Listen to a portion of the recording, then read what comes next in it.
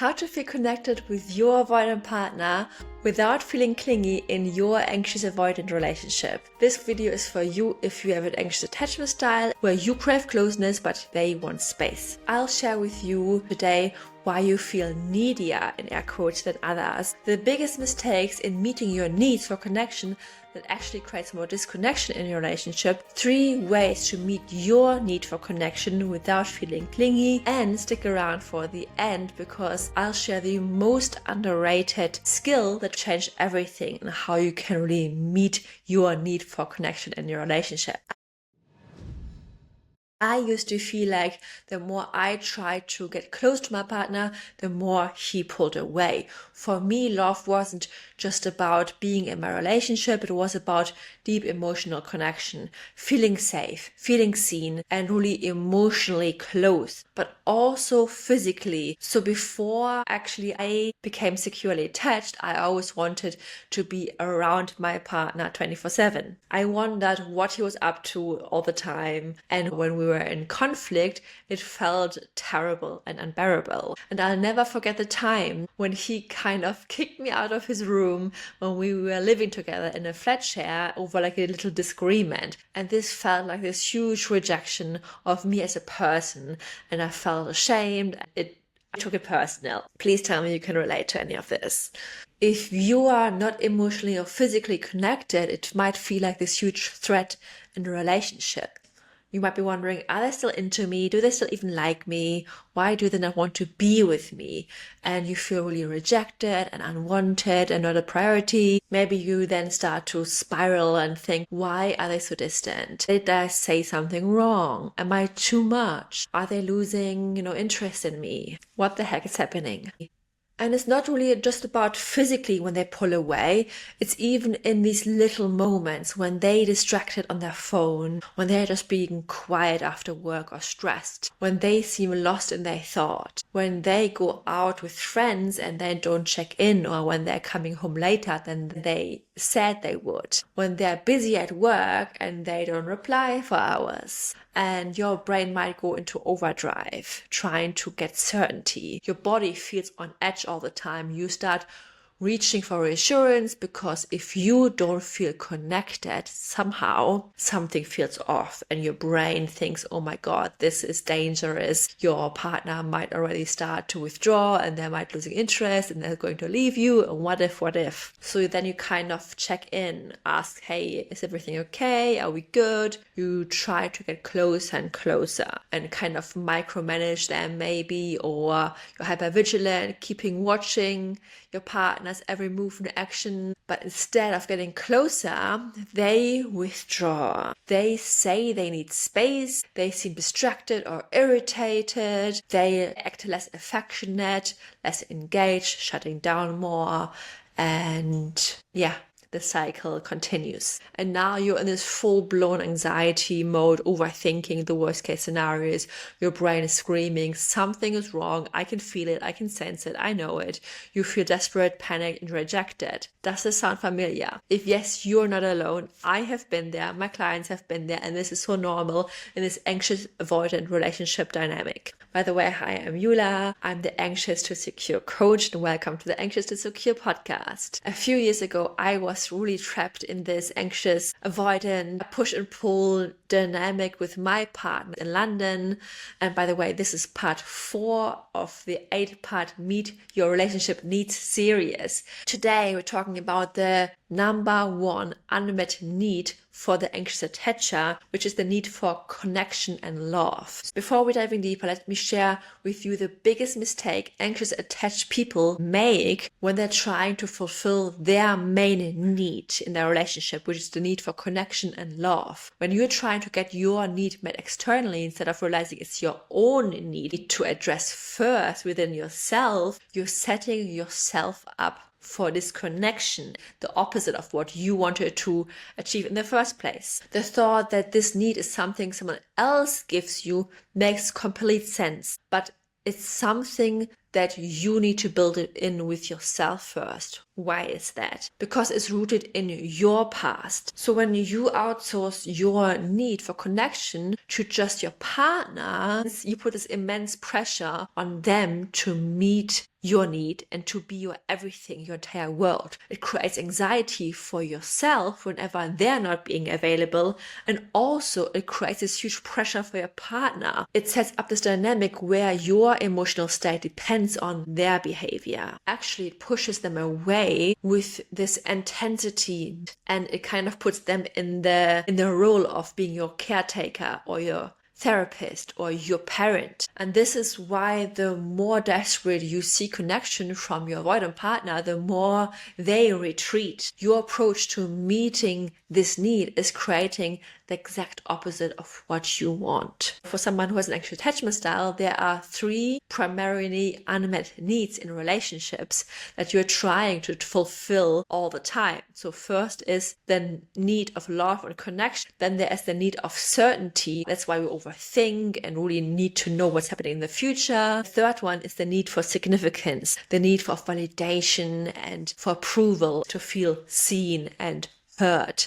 By the way, shout out if you want a deeper dive into these relationship needs, check out part 2 of the series, identifying your top 2 unmet needs. To check which ones are your top unmet needs. The secret to stop self-sabotage. That's also a 3-minute needs quiz. Check out the free attachment library with all other resources as well. Our brains are wired to get these needs met in the fastest way possible, but sometimes that's where the sabotage happens. Let's talk about this. Back in my relationship, I craved a lot of emotional closeness in my anxious-avoidant relationship back then, while he needed kind of the opposite. So space, freedom, choice, and independence, which sent me a lot of times into overthinking, wondering, are we a good match? And all of this started happening after our honeymoon phase, because in our honeymoon phase, we were all very close and on top of each other. But after this, he kind of started needing more space and I was more on top of him, and we both kind of trapped each other in our fears. I analyzed everything. The more he pulled away, the more I needed to close the gap, and the more I reached out, the more he withdrew. And this is called the anxious-avoidant relationship cycle, or also called trap. It's a push and pull dynamic where you, as someone with the anxious attachment style, needs and craves closeness, reassurance, emotional connection, physical connection. But your avoidant partner maybe craves space or independence, emotional regulation through distance. Distance is safe, while you feel safe through your other people, through your partner, through closeness. So when you then feel they might pull away or shut down, you feel completely anxious. You feel this is not safe. They might abandon you. You feel disconnected. But the more you try to reconnect, the more they then feel overwhelmed and withdraw, which of course makes you panic even more. What changed everything for me was when I stopped focusing and fixating on the relationship and my partner and started healing on my own anxious attachment style. I realized that my deep need for closeness wasn't wrong, but it was more amplified because of my need, of my void I was trying to fulfill through my partner. I was trying to see my partner as the hero who had to step up and to fill my unmet childhood needs. So anxious attachment makes you feel your partner needs to meet your emotional needs, like they need to make up for everything in your childhood that the inner child didn't get. And I want to point out my childhood was good overall and I was fine. I was still a highly sensitive kid who often felt really scared and overwhelmed and sensitive, and I didn't know how to self-soothe or how to cope with my emotions. And when I was crying a lot of times in my room, and I didn't really fit in school, so in my relationships I looked then for my partner to do this for me. The problem is my partner's not there to parent me, to take care of my emotions. I need to do this for me now. I'm old enough to take care of my emotions, to learn all of these tools for myself. And once I stopped attaching my sense of safety to my partner's actions, I healed my own wounds more and more. And of course it takes time and repetition. But over time I was able to show up for myself and create this secure, safe place within myself. And that over time changed everything. When you realize Your partner's not there to make you feel secure, but you can create this security within yourself.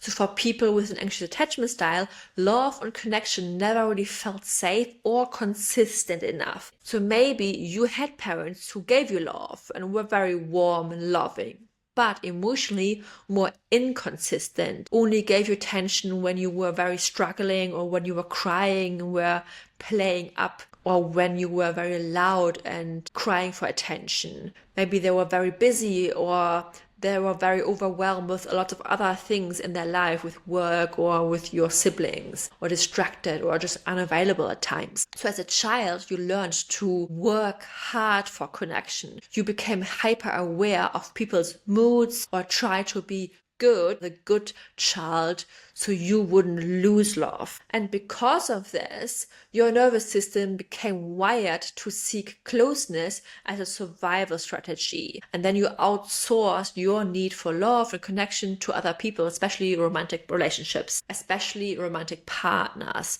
because our romantic partner reflects the most the relationship we had to our parents. And this is often why you then need your partner to reassure you, to validate you, to show they love you in a certain way, so you don't feel rejected or alone or unsafe. It's not just a want, it's a huge emotional need that your brain has linked to your safety. So, and this is also why you feel needier, in air quotes, than other people. Because people with a secure attachment style don't obsess over closeness in the same way as you might do. And for a long time, I couldn't understand why my need for love felt so much bigger than other people's, until I realized my need for connection wasn't actually about my partner. It was about an unmet emotional void from my childhood. I was looking for my partner to prove that I was lovable, fill my emotional gaps I didn't get fully met as a kid, regulate my anxiety for me. And then when I couldn't do this 24/7, I felt abandoned because my inner child was still waiting for the love she never really fully got, because I was crying alone in my room and I didn't always get the comfort I kind of needed in that moment. Again, just as a side note, I had a good childhood. I was just very hypersensitive, and my allergies as well in my first month of when I was born made me think, oh my God, my parents don't care for me. They don't give me the safety I needed, even though that wasn't true. But that's a topic of another episode. So what happens now when you're unaware of your subconscious need for connection? When you don't recognize that your subconscious is desperately trying to meet your need for connection, it finds ways to get it anyway. That's really, really important to talk about, because often through behaviors that actually push your partner further away. This is key to understand. No matter what your need is, your subconscious tries to fulfill it in the fastest way possible, regardless of long-term consequences. So think of it like as you crave comfort, but you eat chocolate and it gives you the immediate relief, but tomorrow you will feel not just guilty, but for the next months you will have extra kilos because you didn't just eat a few pieces of chocolate, you probably ate 2 bars of chocolate, right? So in the moment, your need is met for comfort, but the long-term consequences are still there, and your brain ignored that. The same thing happens in your relationship. Your subconscious tries to get your connection needs met right now, even if those behaviors push your partner away. Let's give you some examples. When you are not aware of this need for connection, you might find yourself seeking a lot of togetherness or being very clingy in a relationship, and repeatedly when they don't respond and you're unable to stop yourself from texting again and calling again.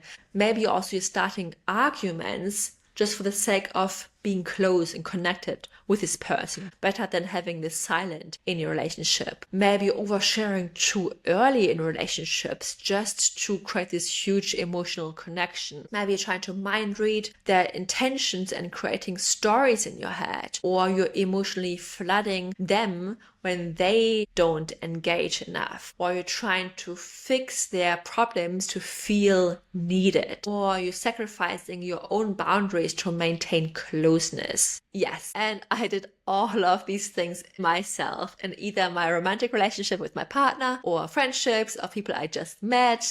Yes, I could write an entire book about it or record an episode about this. And I remember one time my partner needed space after an argument, and instead respecting that, I followed him around and tried to people please myself out of this because this disconnection was unbearable for me and I felt so uncomfortable, and I just tried to be okay with him again and make up for things and just resolve things right now. But my partner really needed space, so it just made everything worse. And the thing is, these behaviors don't create genuine connection, they create pressure, and you're not even fully yourself when you're just trying to people please after an argument. You're ignoring your own boundaries and your own self-respect, and you're just agreeing on things. You're not even respecting yourself in that moment just to keep the peace. And when your avoidant partner feels pressured, they will pull away even more, creating exactly what you feared: disconnection. That's why awareness is the first step to breaking the cycle.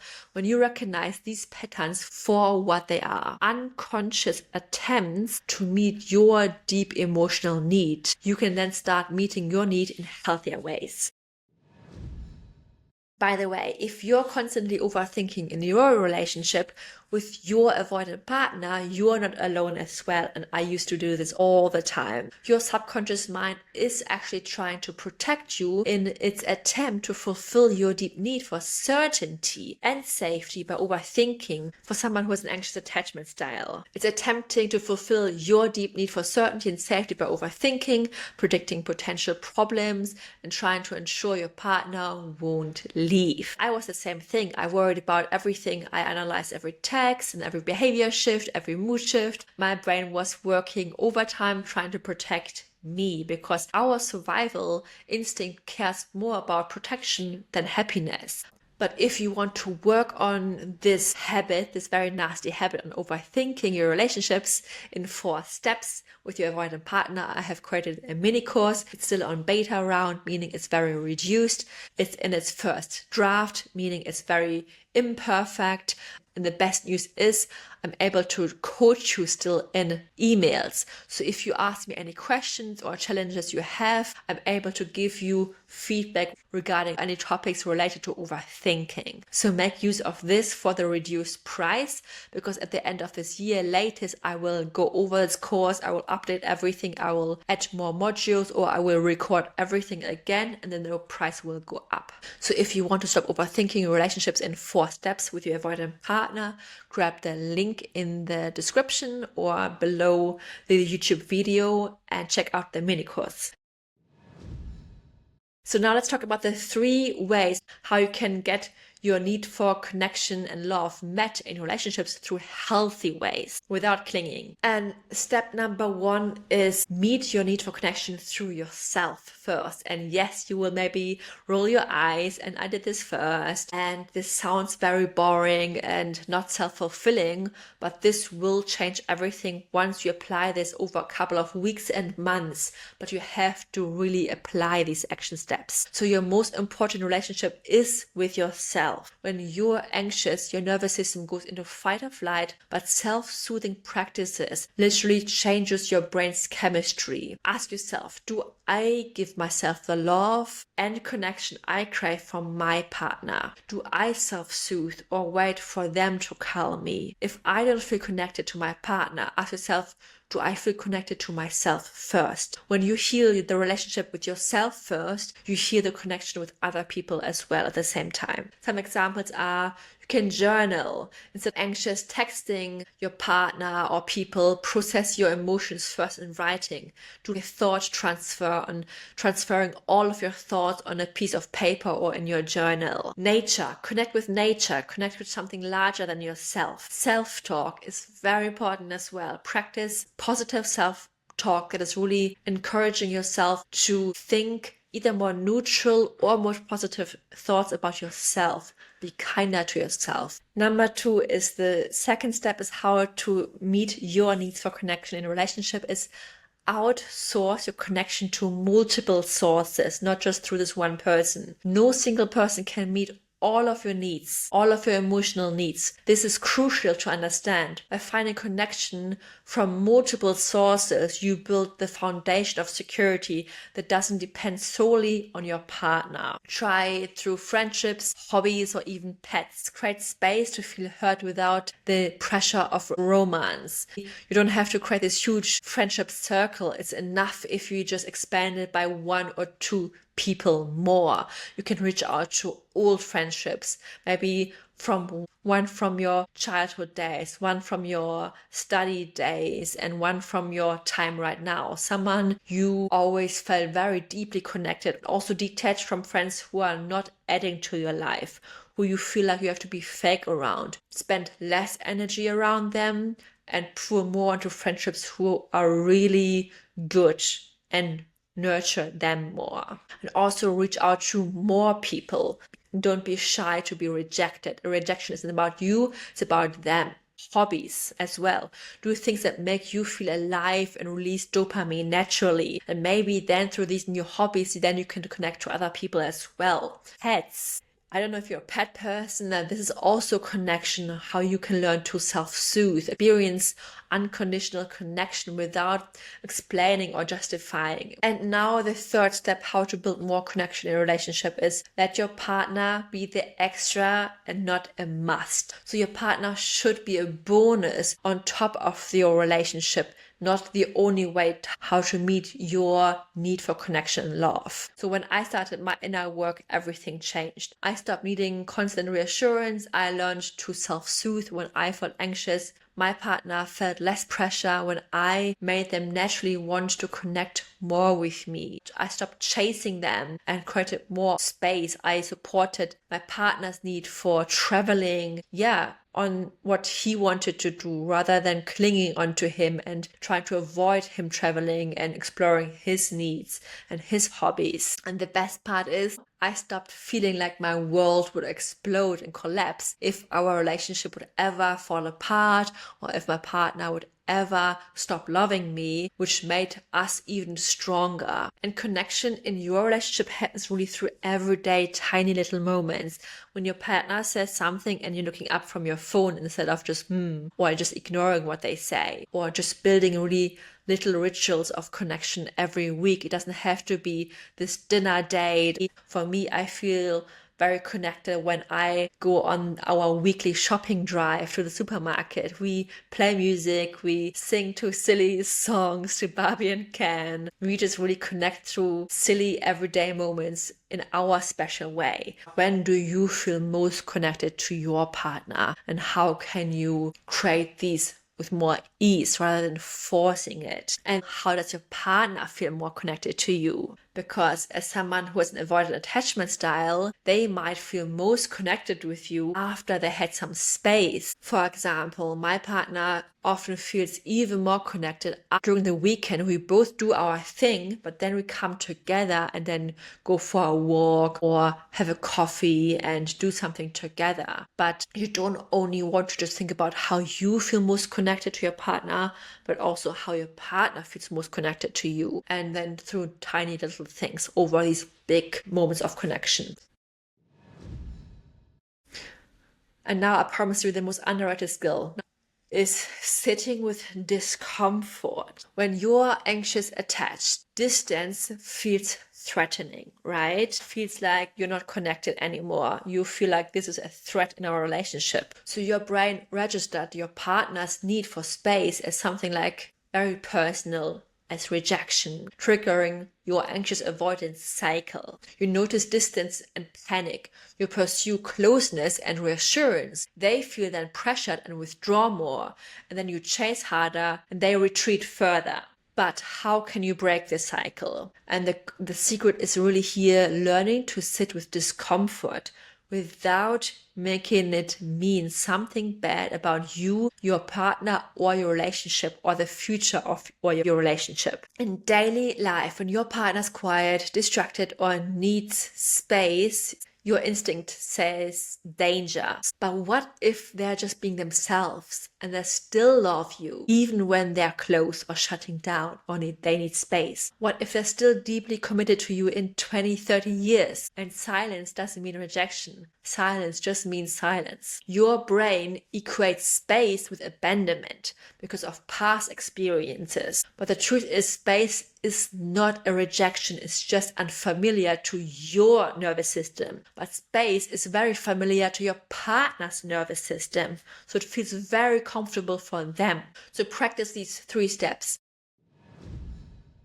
First, name the feeling. I feel anxious when they're quiet. Naming it reduces the power. You can also say, a part of me feels anxious. Then 2, question your story, the meaning you have added to this situation. Is there actual evidence of my abandonment? Are they actually going to leave me? Are they actually rejecting me right now? Do they actually not want to be with me right now? Or could this be about their needs, not about my worth or about our relationship, about our future of our relationship? 3, breathe and reassure yourself. I am safe even when I feel uncomfortable. This moment doesn't last forever. I'll be okay in a few minutes. And you just breathe through it. And giving yourself the security you're seeking externally is everything. And you just sit there with a feeling, and you can even just do a little body scan and see, you know what, okay, your heart's increasing a little bit, but after a few moments will pass. You've survived this. And the more times you do this, you realize, you know what, it feels very uncomfortable, it feels very icky, you might be sweating, your heart might be racing, but over time, the more often you do this, you teach your brain it's uncomfortable, but discomfort is not death. Discomfort doesn't mean anything bad, and you'll become more and more empowered. When you practice this, you discover that distance is not a rejection, it's not dangerous, uncertainty is not abandonment, and genuine connection happens when you stop chasing. So if you take one thing away from this episode, let it be this one. Your need of love and connection is not wrong, but it feels very urgent and very overwhelming. It's probably because you're outsourcing it from your partner instead of meeting it within yourself first. And when you learn to fill your own bucket first, everything else will feel lighter and safer, more secure, no matter what your partner does.